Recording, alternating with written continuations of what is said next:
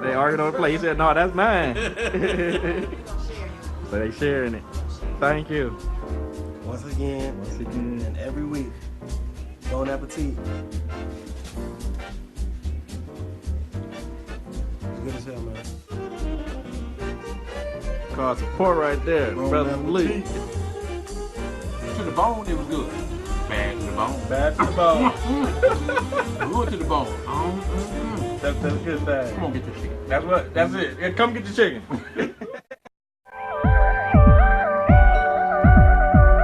You're watching Detroit's own WHPR TV. Detroit Live.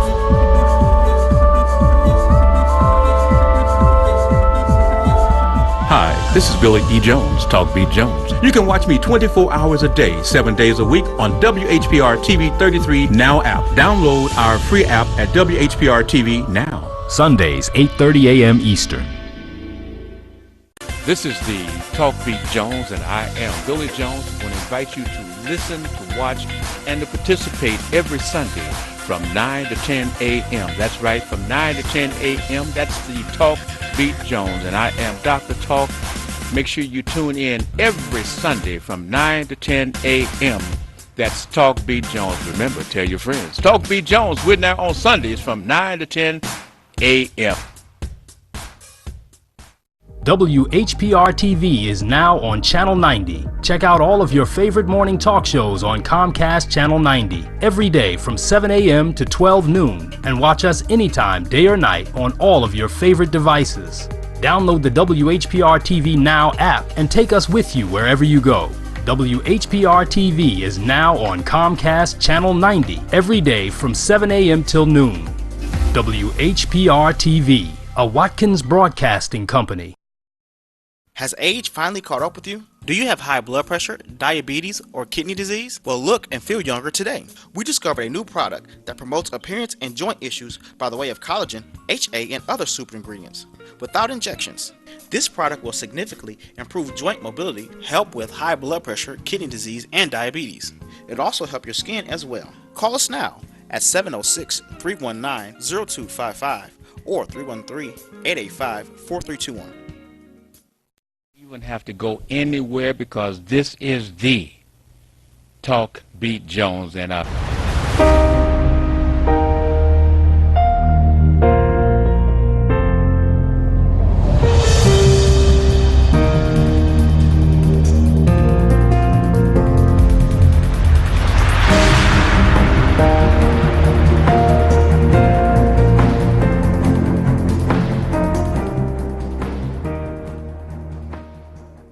well, I want to wish everyone a great day. Everyone, I want to wish you a great day. And I want to say this. I want to give out a shout to Livingston Dentistry. Had some teeth pulled, and I found that it's not as easy to speak as it used to be. I feel great. I feel much better, but I'm having to learn to speak with a couple of these teeth gone. So if you find that I'm kind of struggling a little bit, got to get used to more space in my mouth. How about that? But again, I want to wish everyone a wonderful day, a great day. This is the Billy E. Jones, the Talk Beat Jones show. And of course, we come on every Sunday from 8:30 a.m. until 10. And there's a repeat broadcast on Sunday evenings from 8 o'clock to 9:30 on Sunday evening. So tell your friends if they missed the broadcast early, check it out in its rerun Sunday nights from 8 to 9:30. Don't forget, Cable Channel 90 is on the air every day, Monday through Sundays from 7 to 12. And I want to go right back to my telephone lines right now. And of course, you can tune it, you can watch us. Mr. Rusty Jackson? Yes, sir. You're back live. You know, I wanted to respond to something that Mary said about the homeless problem and people in tents in Oakland. Yes, sir. And I want to amplify the fact that Oakland has no leadership. Billy, as you well know, you lived in Oakland once upon a time. Oakland is a major port city. Yes. And being a major port city, if you drive down San Leandro Boulevard in the high 80s, you are going to see a number of shipping containers, vacant shipping containers, stacked 12 to 15 high, and just rows upon rows of them. Wow. And so my thought is, because that's almost Oakland natural resource, why aren't we utilizing those vacant shipping containers that we could probably get for free and using those and converting that into housing, and then for the homeless, and then taking the prospective tenants and utilizing them to make the conversion like Habitat for Humanity, and then they would pick up a marketable skill while they're also getting a place to live. That's right. That's right. But again, because we have no leadership, nobody's thinking that way. I believe the Bible says where the people have no vision, they perish. Well, black people are perishing in Oakland. And you know, Rusty, that thought is something that if we look through the landscape of America, you do have places in which those cargoes, those containers, are now being converted to homes. Correct. So yes, sir, you're very much on the money. And I would, you know, again, if the prospective tenants or even homeowners would participate in the conversion, then they'd pick up skills that they could use to help build other structures like that. And I've seen those containers not just used for residential, but also for commercial and office space. Oh yes, oh yes, oh yes. They're doing that, Russ.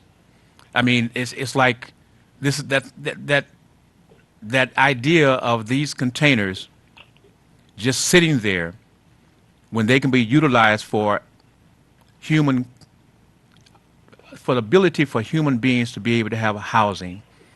That's what they can be converted to, and that's what you're saying, and that is a great idea, a great thought. Continue, please. Well, let me say one other thing. As a community, we keep looking to the government to help solve our problems. And ever since we've been here in America, the government has not solved our problems.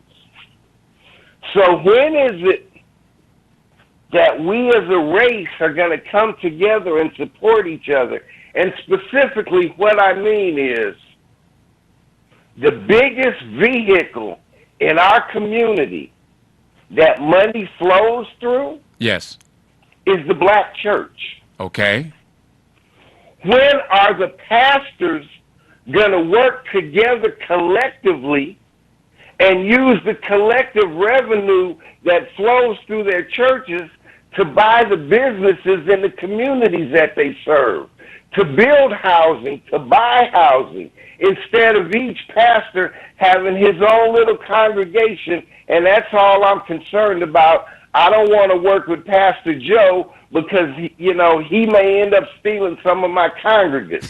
No, they all belong to the Lord. Yes. You just the shepherd that he put down here to lead the sheep. So why don't we bring all of the sheep together and become a collective force? Right. Hold on, Russ. Mr. Otis Mathis? Yeah. Talk to me, my brother. Oh, you know, Russ has some, just, to me, it's deja vu because I've been involved in a lot of things. It's like we talk about Oakland is down to about 20% African-American community. Yes. And we as African-Americans don't understand that when AOC, the young lady from the Congresswoman, yes, when she pushed out with Amazon, whoever it was, fought to get them out, she fought to get them out because of the same thing Russ talking about, where all her friends, family, and constituents who are not trained will be pushed out, and they will become the 20%. But we allow white people like Trump and them to say she gave up job losses. No, she worked on survival of her community, survival of her family, to live in areas they had been in for 50 or more years. She pulled back the onion then, we should yes. understand that and look at it like that and applaud her. Yes. Yep. And another thing is that talking about the preachers, the pastors, and things like that, we got to stop talking. They sold out when they stopped. You know, when I was coming up, the pastors worked at Great Lakes, Dana, those factories. Some was doctors, lawyers. They had jobs outside of the church. Yes. And now these pastors are living off the church. They own the church. They do mortgage burning and say, yay, but they don't realize the people, the congregation has actually just paid off the mortgage on the church that their family owned. And if they decide to leave, they sell the church to whoever they want to be the next pastor, and the pastors have a ton of money. Well, those pastors... Go right ahead, Otis.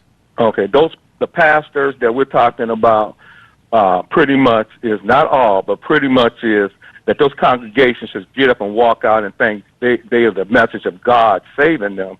And when you look around the church and see the only thing that they built was maybe a senior building and a few houses, and all the contractors of this black church taking in black money are white contractors. And then the pastors move out with their Benz and Bentleys to the suburbs. But wait, when are we going to wake Otis, up? but also some of those preachers are saying to their folk that they need an airplane. Oh. You remember that? that? Yeah, all that stuff. So we need to stop talking about that. All those who want to buy their pastors an airplane, a jet, or 2 jets, I don't need to be in that conversation. I'm not a part of that congregation. And so me to waste my brain cells because they decided to buy a $60 million jet. How did that benefit me? But we use airtime. We don't have that many radio and television opportunities because we don't own them other than like TV 33.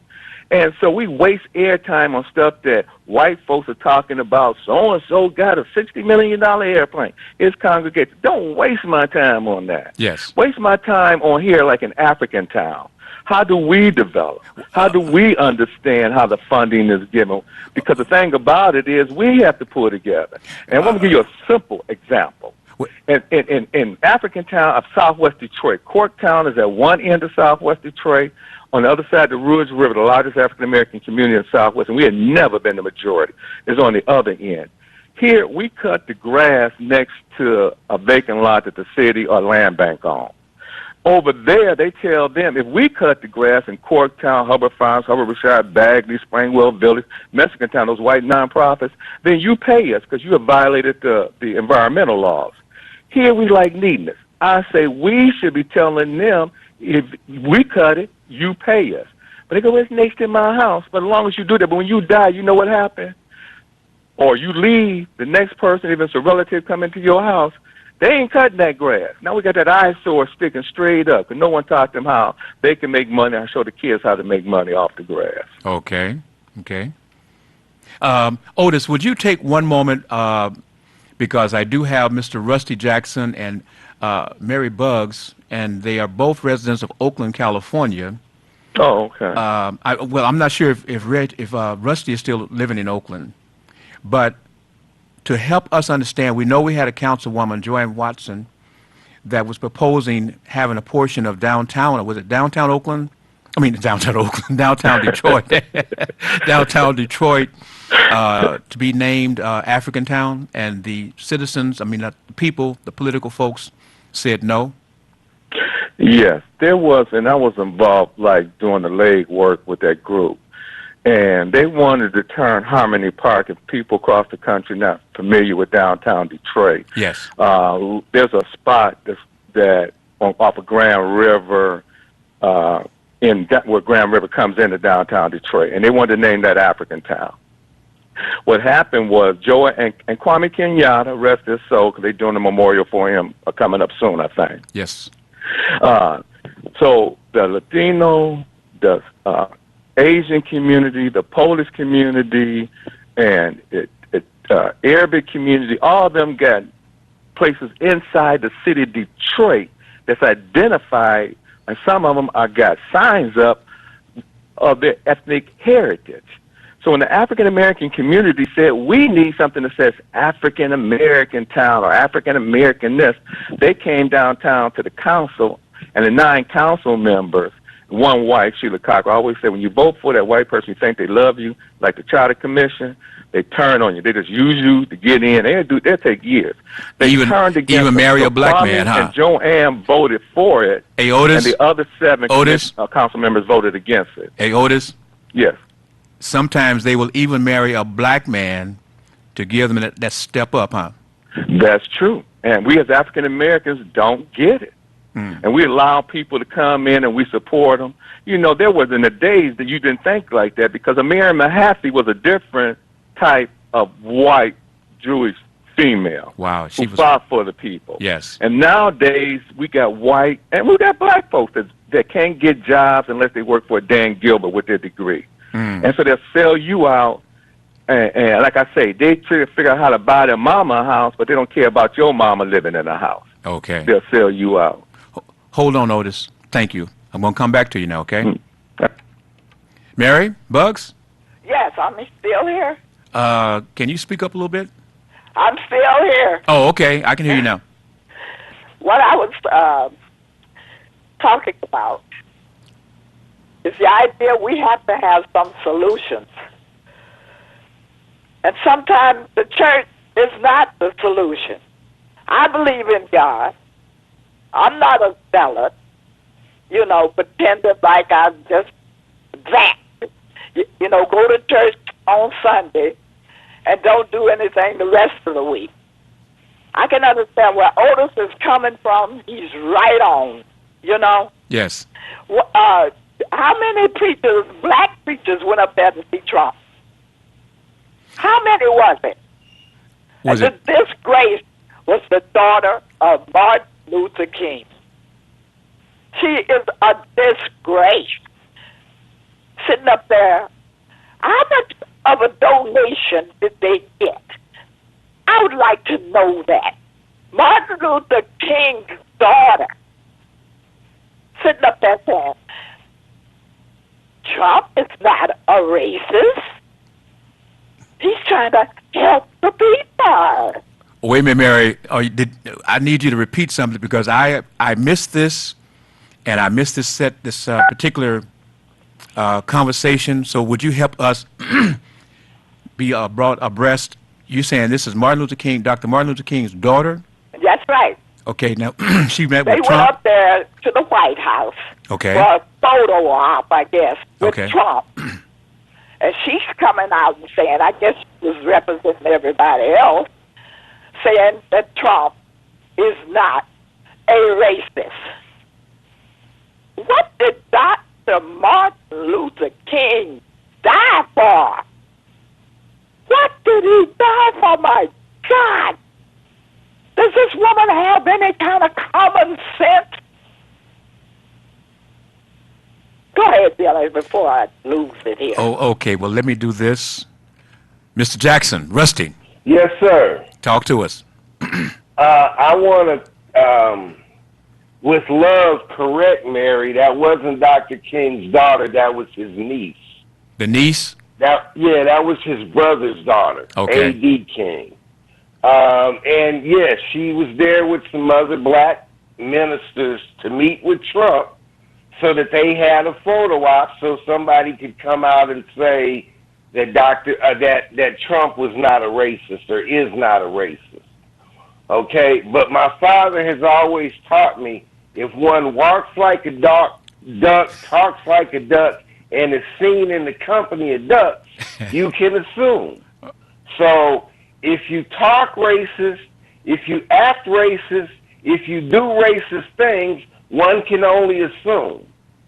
But let me jump back because I also want to say something that go back to something Mary said, because I think that's the interesting dichotomy in our community. I agree that the church should not be the solution for everything. Okay. But I also, in my heart, believe that the church is the one foundation that our community has had throughout time. So no matter what the economy is, no matter what we're going through in the civil rights arena, no matter what else is going on, the black church has been the one constant.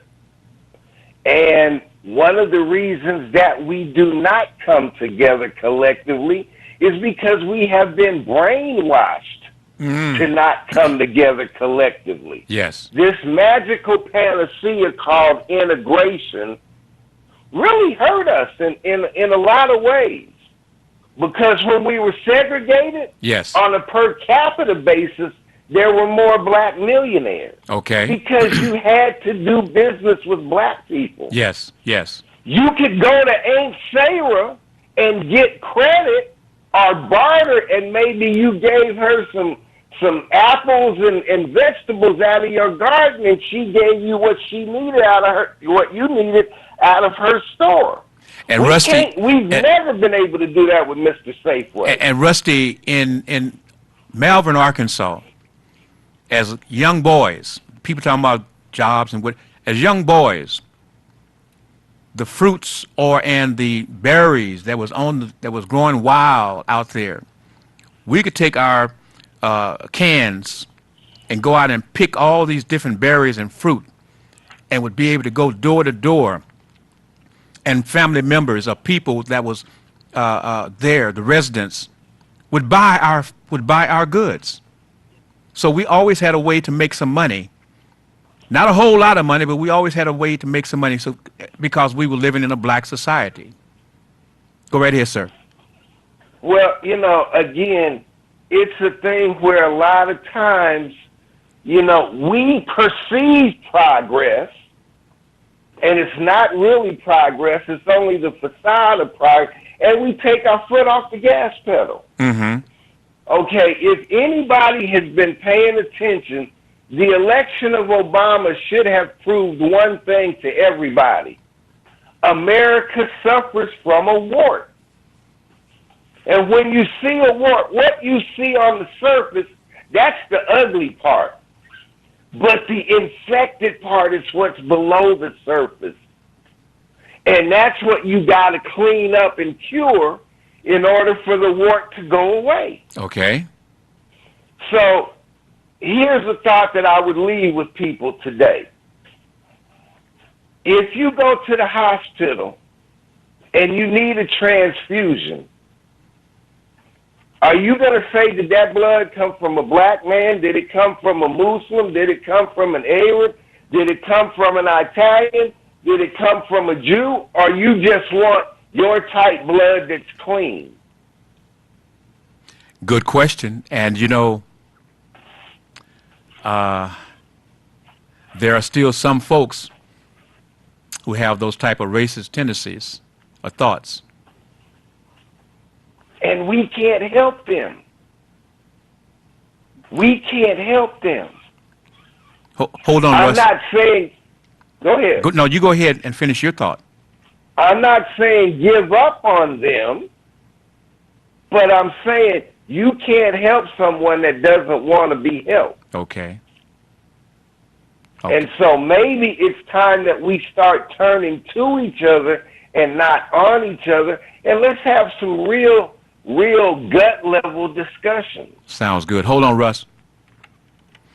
Otis Mathis. Yeah. Talk to me. Thank you. Russ makes, sorry, I got a frog in my throat. Russ makes a lot of sense on. He makes a lot of sense. Yes. Even going through the containers. They've been using those truck cargo containers for years, and especially in here in Southwest Detroit, because Southwest Detroit has always been majority white, and people think it's Mexican, Latino, Hispanic, whatever you want to call it. It's been white folks. Okay. They become multi-millionaire nonprofits, Southwest Solutions, Southwest Business, and others here in Southwest, and they're servicing primarily the Latino community, need help, low income, English as a second language, and the whites are getting paid for it. They're controlling the land. And they started using those containers years ago, more so for office space, recreational centers on vacant lots. So we need to figure out how we can get those containers, and how did they do it? Sometimes we don't think we want to stay away from. We're so angry at these white folks. They're making all the money. How they do it? Why we can't get it? We pay taxes. Go find out how they did it, and do it before they change the law. Because soon as African Americans find out how it's done, you jump on it, it's going to change the law. So that was one thing I totally agree with him on. Another thing is that, and I'm getting old, 65, my memory coming to a blank, but another thing is that we need to control our own community. And the churches the churches, like you said, when I was president of the Chimney Recreation Center, hey, how you doing there?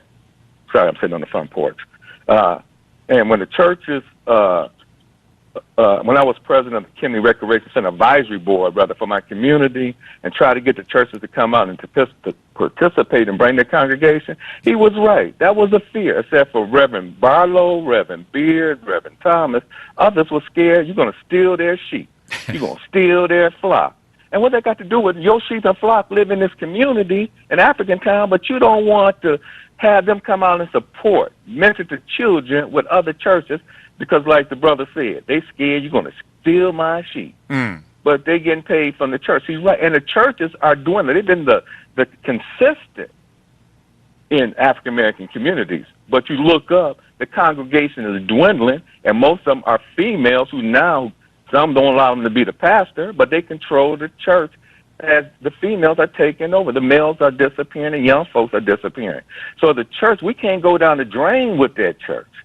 We can't go down the drain with those black churches. Those preachers, most of them living in the suburbs. They come back in the city. So how do we, as community, as people, like here in African Town, what we're doing is, and we always ask people, come out, help us. This is what, you know, Billy, it's been about a 8-month project we just started with Citizens with Challenges. We've registered African Town. Yes, sir. Come out and help us. First, let's identify every vacant lot, every house in African Town. Who's losing their home? Because if we don't know, Mabel been living next door for 50 years. She like my second mama, and found out she losing her home. And I looked up, and some white folks and bought the home and did land contract with the Latinos, because the Latinos can't get a mortgage, but they give them that jacked up land contract. Okay. So why is it that somebody gonna jack them up in our neighborhood, and they happy to have a home when they come from a country where they couldn't own land, couldn't own home, so they're very happy. Why we can't take that money and benefit our neighborhood instead of letting other people get it and take it outside our neighborhood? Let me say this one more thing I hate, just from the research I've been doing lately. Black folks do own houses and commercial buildings that sit vacant. If they come to you asking you, you know, what can we do, and you give them a plan, and the plan sounds good, they get scared. Maybe they use their plan. I tell everything I do, everything I know. People say, you shouldn't tell people that. I'm going to do, take it to my grave with me? And then in the African American community I live in, will be deprived of things I've learned, I share. But they have their chest poked out, they own this commercial building that's falling apart. They rather have their chest poked out that they're losing it for back taxes, not telling anybody, because they big time. Instead of sitting with the community, instead of sitting with the young people and find out what do they want to do in business, because robotics those jobs not going to be around. Robotics is killing jobs. Yes. And they're killing professional white-collar jobs, too. Yes. That's what and that's why they're closing down some of these plants, so they can make it put all these different robots in there. But see, the problem is they started doing that when I came home from the service in the 70s. At one time, the Fort Ruiz plant around this world was the largest plant in, 1914 or something. There was 117,000 employees. What? Say that number again, please. It was 117,000 employees. Remember, there was a lot of things done by hand back then. Yes. I come home from the service in 1978. The Fort Ruiz plant had 78,000 employees. Me being at home, my first job was minimum wage veterans work study at Wayne State University, where I was using my GI Bill. Within that process between 1978 and 1990, not only the robotics come in and do spot welding, painting, and so all those brothers, primarily, who had those environmental hazardous jobs in those factories, but they got paid the same amount of money, but they got the hazardous jobs. Okay. Those jobs disappeared, and they only had 9th grade education. Wow. Hold on, Otis. Now there's only 7,000 employees for it. Hold on, don't lose a ton of money on the F-150. Don't lose your thought. We'll come back to you shortly, okay? All right. Mary Buggs, Oakland, California. Yes. Talk to me. Well, we've talked about the church. We've talked about reparations. Can I bring in a little sympathy? A little sympathy? That's right. I'd like to bring in some sympathy this morning when it comes to the Kennedy family. Oh, okay. I am a fan of the Kennedy family. I'm asking them to get it together. Bobby Kennedy Jr., take over your family. There's too many deaths. What's going on in your family? Too many drug overdoses. Wake up. A great family. It hurts.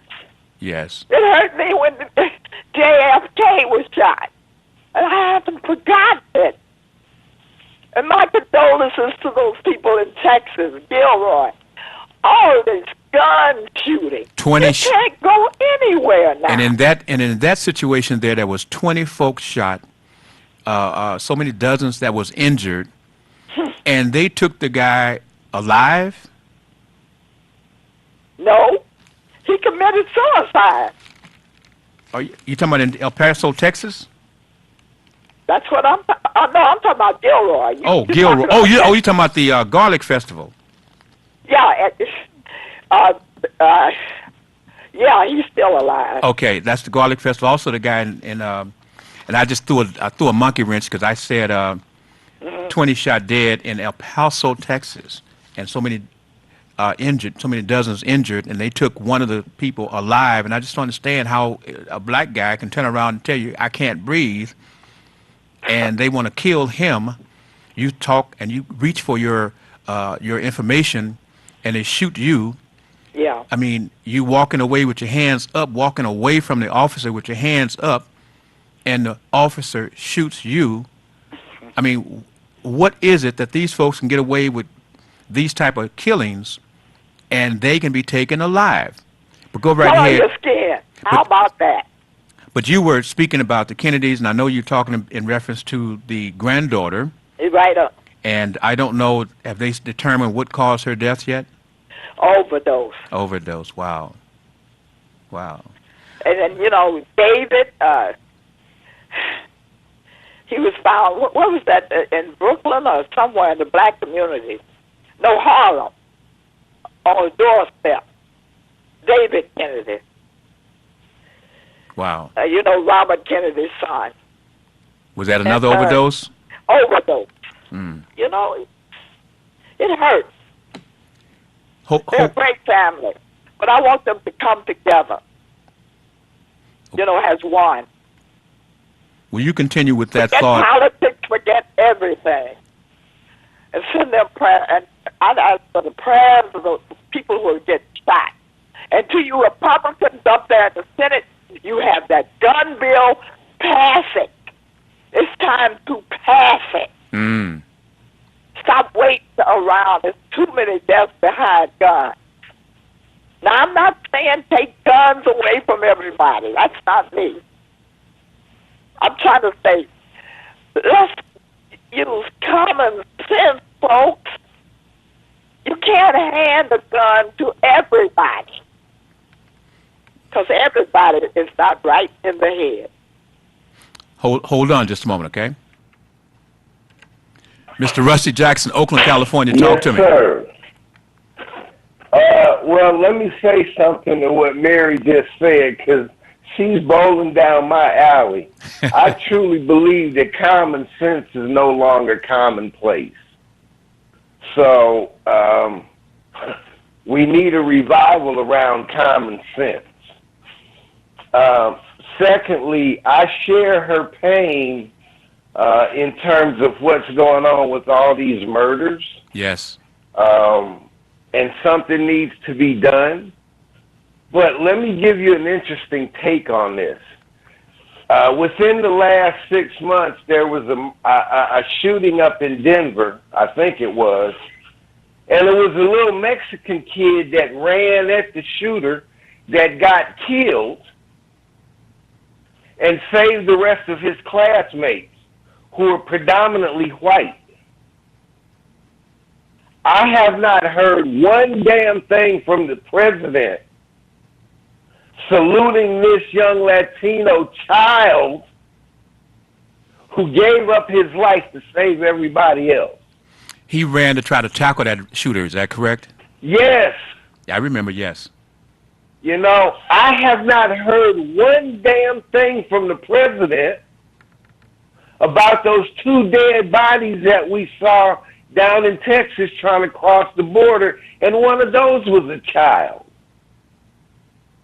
I'm a father, so I understand that, and living as we do now, and I really haven't gone deep into my political history, but it's pretty deep. So is my parents, but it's pretty deep. I don't feel like I'm leaving a better world to my sons than what my parents left to me. Okay. And that's a hell of a sobering thought.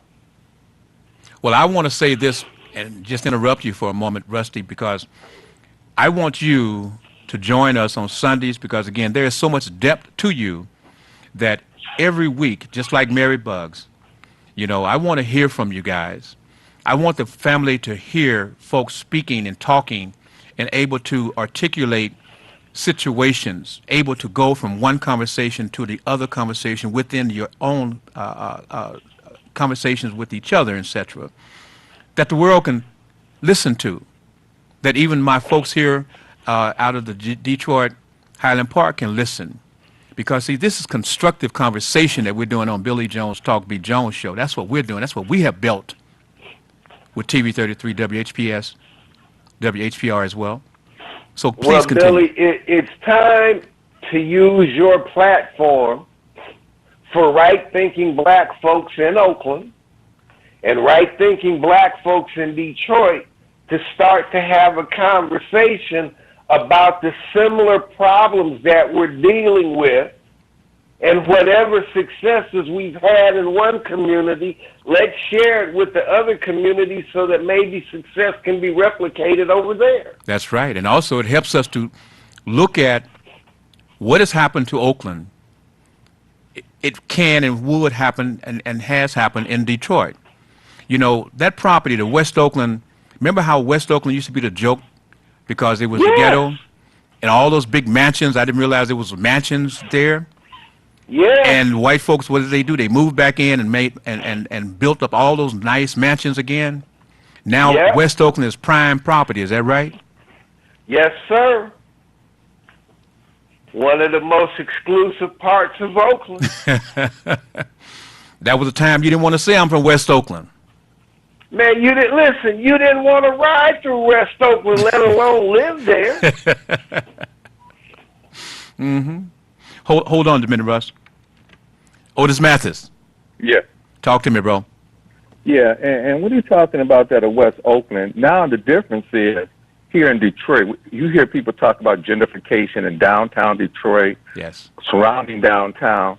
But our nonprofit citizen was challenged in 2016. We see the grant from the Jewish Vocational Service to study one end of Detroit on I-75 to the other end, 8 Mile.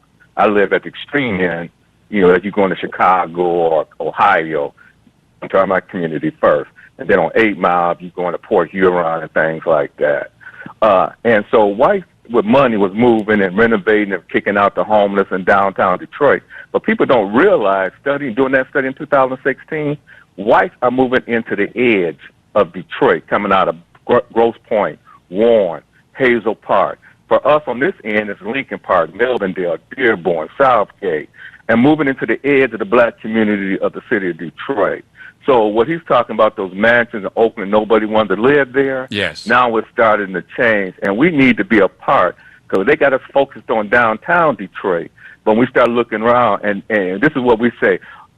Some in community, the Latino community, the Latinos are popping up in. All these Mexicans are coming to our neighborhood. No, do the research at the house, and you find out some whites who set up corporations and land bank and Mayor Duggan pretty much gave them houses to them for 15-year tax credit. Hit the seller on a land contract to the Latino with a jacked up price. Now, when African Americans get property from land bank, what they do is you got to fix the roof. If you don't fix the roof, we're going to take the house back. You're going to lose your investment in there if you don't do it by this time. But they allow whites to come from the suburbs, and now they're putting their children in these small baby bungalows or some of them in a baby mansion in Boston, Edison, Indian Village, can afford that from Birmingham and things like that. So we got to open our eyes up and start looking, and we got to be factual. Stop giving out misinformation. Come on now. that's why we call it here on Billy Jones, Talk Beat Jones. No, we give it to you straight. No chaser, no cut, just nothing but the truth, whether you like it or not, but we want you to be informed. Go right ahead, Otis. Yeah, and so that's something we have to do and develop our own. My partner, El Porter, and I bought a commercial, was commercial on the first floor, and it's a one-unit apartment, but it's like 10 rooms on the second floor on Corbin and 4th Street here in African Town. Because we have no apartment buildings other than a senior building here, so we have no place to meet. The churches put us out at 8 if you use their facility. The recreation centers put you out at 8 if you use their facility. And if you're on a roll and get good conversation and one-on-one in the morning, you stay in a place or stay in a place and not being home at 1 in the morning. So that's why we renovating this building to help African Americans from clubs. Make a donation. Now everything, don't come in and use up our heat and our gas, but we're not asking you for $500 a month. We say drop $20 in the pot when the day you use it, but you can stay there 24 hours a day. Yes. If y'all in good discussion. That's what we got to first do, because we're not bringing information to the table that each one of us learn or correcting misinformation. Got it. Put out in the neighborhood. Got it. Sounds really wonderful to me. Hold on just a minute, Otis. Mary Buggs, Oakland, California. Well, let me say this. We need also a financial solution to our problems. You were talking about West Oakland. Where you go down there is still some parts of West Oakland that is really messed up. But the white folks then come down to West Oakland, and they have gated communities. In West Oakland they now? They have closed the black club, which was done by bamboozling. Well, wait. Now, here's the deal with that. We had... Jerry Brown, and I was the first person to interview him when I was hosting on Soul Beat Television.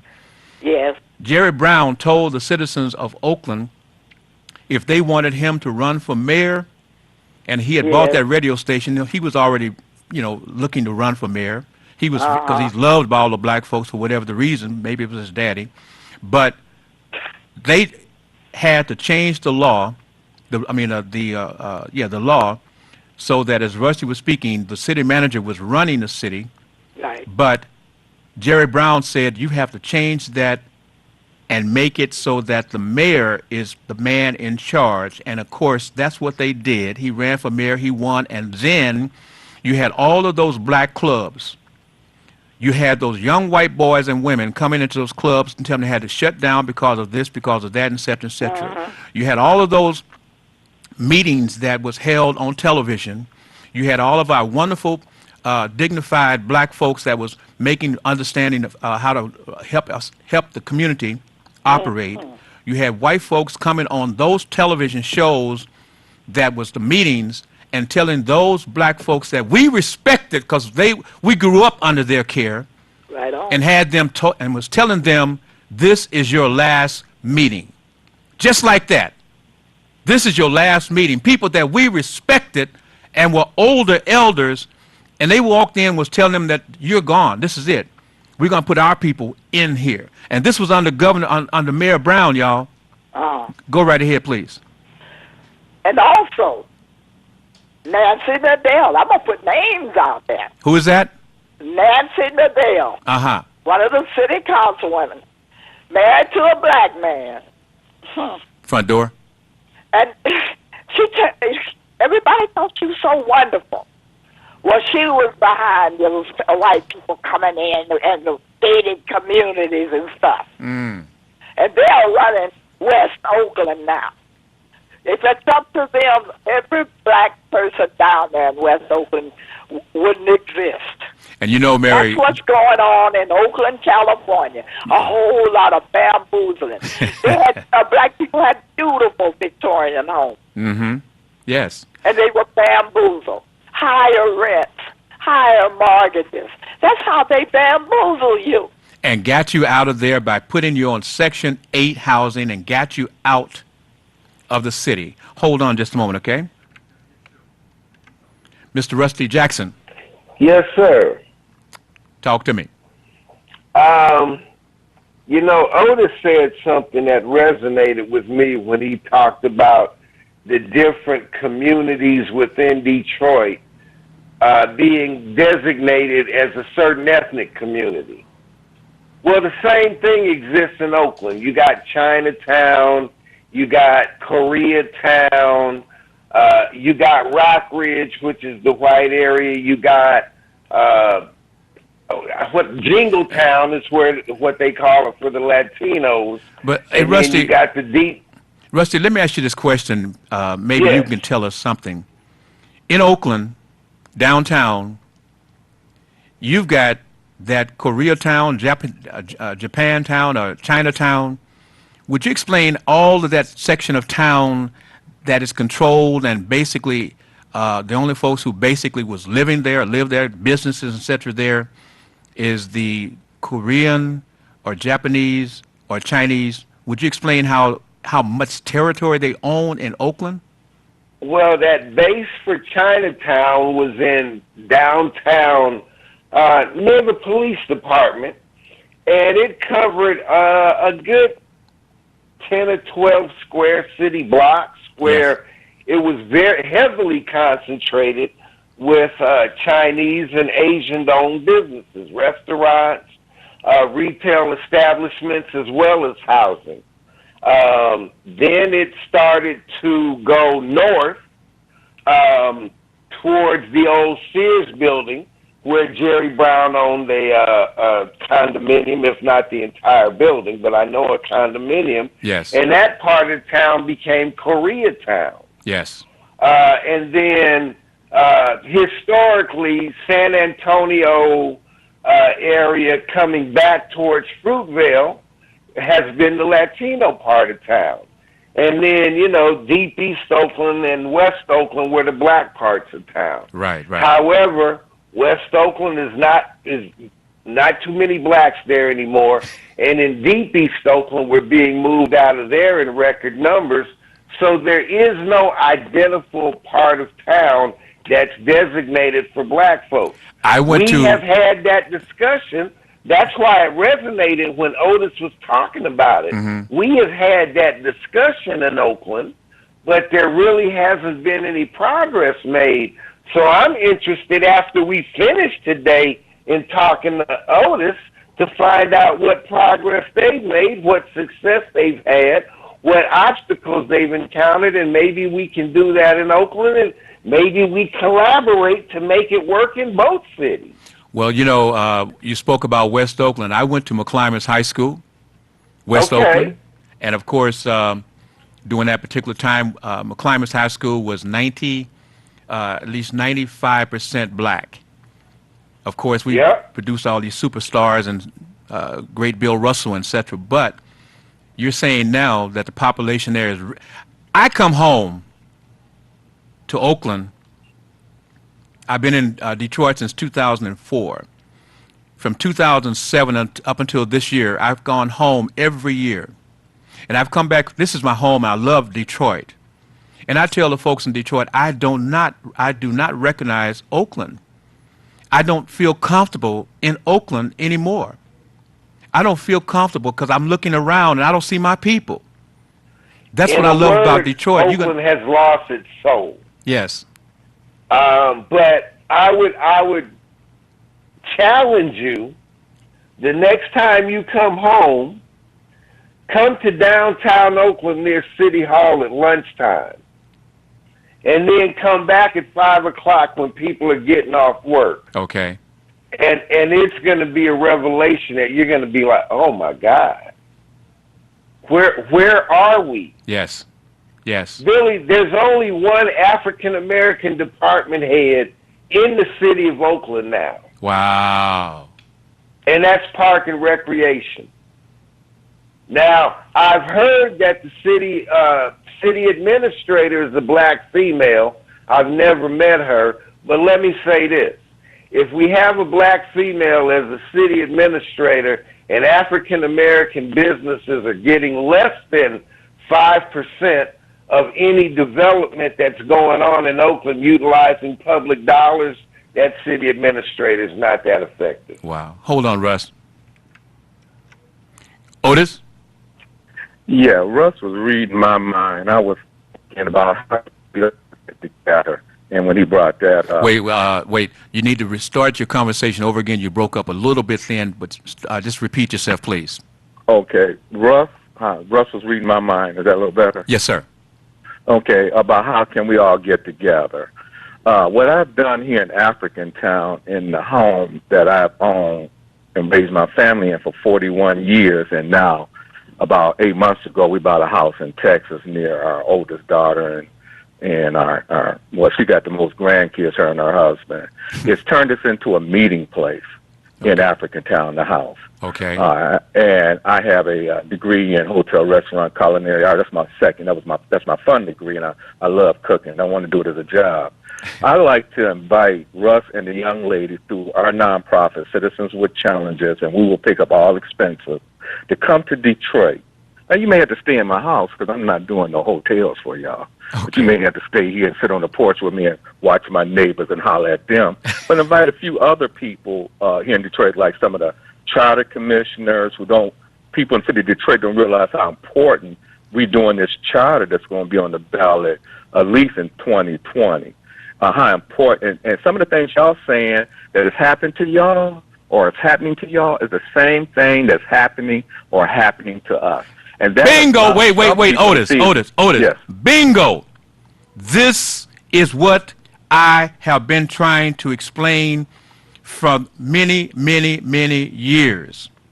Just what you said just now. And that's why the attempt has always been to reach to the West Coast and bring this information to us here and have this information going from the Detroit Highland Park area back to the West Coast to show that these political people, these white folks, have got the same game going on across the country. Across the world, actually, but in the United States, across the country. Yes, and let me tell you one thing. We don't know if we don't talk to each other. I didn't know that was going on the West Coast like that. And I have some wonderful white friends. Some wonderful white friends. I do too. I'm born and raised in an multi-ethnic community. Okay, and I got a beautiful sister-in-law, some wonderful niece, nephews. I have not a prejudice in my body, but I will tell the truth about what color is doing what to what color. Right. Go right here, sir. And so, like I say, Citizens with Challenges, if you Billy got your contact information, to set up opportunity for you to come here to Detroit for about 3 or 4 days. I'm gonna put you on hold here because in African Town, see what we're doing, see what we asking people, African Americans, to come give us support. People are. You're courting. Wait, Otis. You're courting too early. We'll have to meet again next Sunday so you guys get a chance to know each other a little bit better. Well, I ain't got time to learn better. I got time for us black folks to sit down. Who's was really serious about the game. Oh, we can if make they that. Not, then get up from the table. Oh, believe me, bro. We can make this happen. Hold on. We're coming close to the end. We'll cover all expenses. Okay, but we'll talk about it. Hold on, please. I mean, I don't want to talk about it. Rusty will talk about it. Hold on. Mary, we're down to the last couple of minutes for you. Hello? Mary? Yes? We're coming close to the end. You want to talk real quickly? Yes, I'm not too well and stuff like that, but I'd like to help if there's anything way I can fit in. Well, you know, the thing about it is we're in a great time because that thing called telephone. That's right. You can be on the west side and you be held in a meeting in Detroit. So that's not a problem, my sister, okay? Okay, dear. Okay. Listen. Have a great day. Huh? Have a great day. You've made me have a wonderful day. And I say to you this. I pray and I hope that you will join me again on the Billy Jones Talk Be Jones show next Sunday. Okay? I'll try my best. Hey. And thank you, Rusty. And thank you, Otis. Oh. Great guys. All right. Thank you. And just hold on to the end, okay? Okay. Mr. Jackson. Yes, sir. Are you hearing the connection?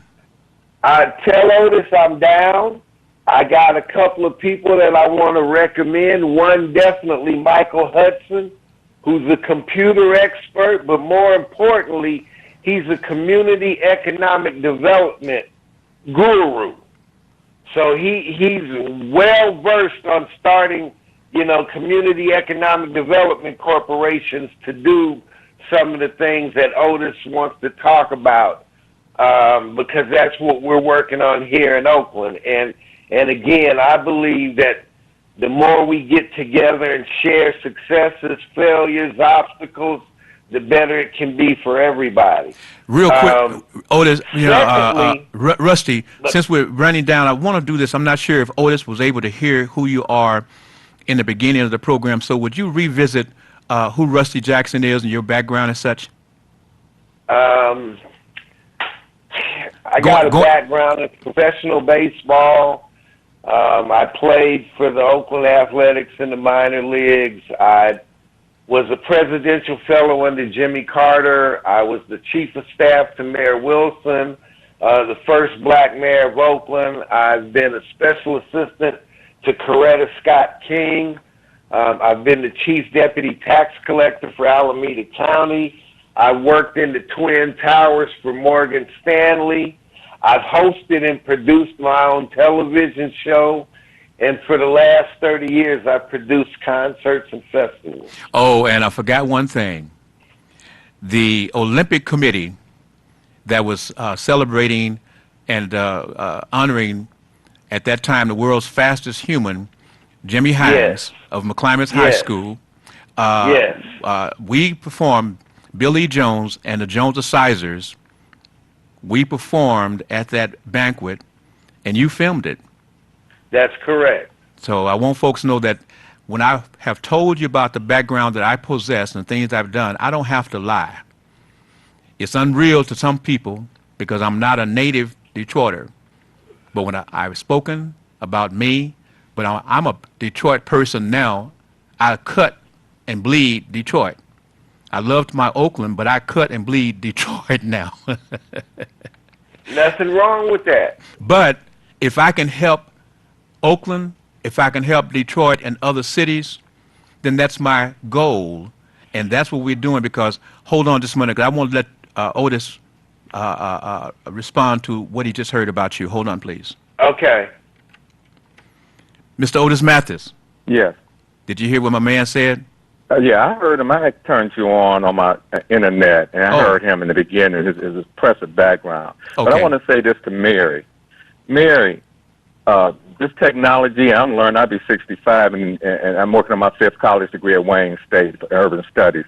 And these young folks have turned me on and introduced me to technology, and I'm still confused. But once we meet here in Detroit with the gentleman and a few others, and I hope that we can then come to Oakland, and that way you can sit at the table physically with us. You know, this is, again, I mean, I'm sitting here and I'm getting goosebumps. I'm getting goosebumps because, you see, this show will be rebroadcast. And folks who will listen to this show will understand we're not just getting on the air jibber-jabbing. We're not getting on the air just ego-tripping. We're getting on the air talking about the fact that we had the process of saying we got problems.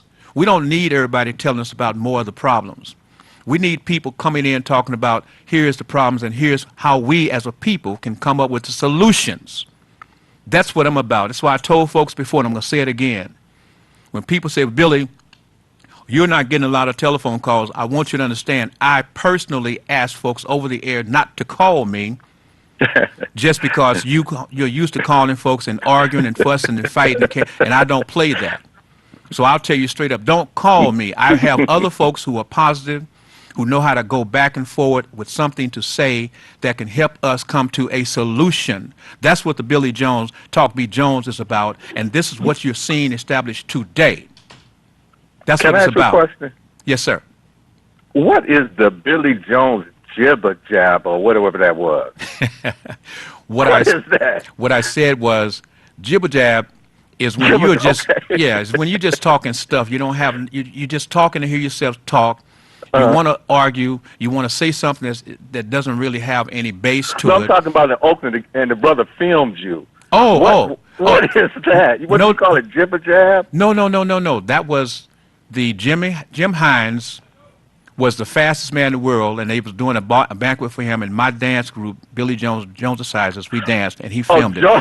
Yeah, I gotta go because my time is up. Okay. But join me next Sunday.